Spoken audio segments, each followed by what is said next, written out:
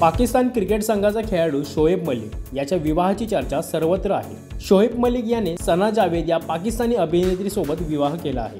भारताचा जावई म्हणून कायम शोएबची चर्चा असायची, मात्र शोएब आणि सानियाचा घटस्फोट झाला आहे।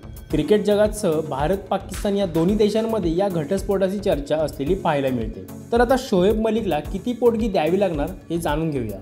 2010 साली शोएब मलिक याने सानियासोबत लग्न केलं होतं। त्यावेळी शोएबची पहिली पत्नी आयशा सिद्दीकीने आरोप केला होता, शोएब मला घटस्फोट न देता सानियासोबत लग्न करत आहे। तर 2002 मध्ये शोएब आणि आयशाचं लग्न झालं होतं। आयशा सिद्दीकीने फसवणूक केल्याप्रकरणी पोलिसात तक्रार देखील दाखल केली होती। त्यासोबतच एक व्हिडिओ क्लिपही शेअर केला होता।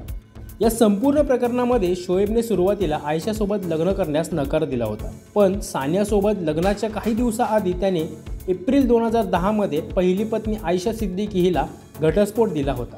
आता सानियासोबतही शोएबचा घटस्फोट झाला आहे।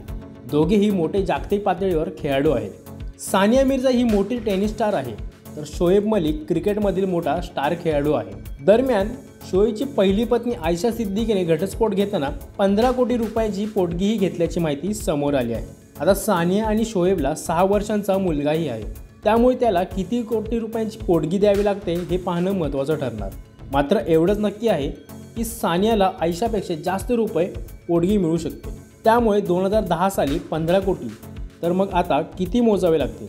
रिपोर्टनुसार असे समोर आले आहे की शोएब मलिकची एकूण संपत्ती $28 मिलियन आहे, म्हणजेच तो 230 कोटींचा मालक आहे। हरीश मालुसरेसह मी अमर भिंगारदेवे, TV9 मराठी।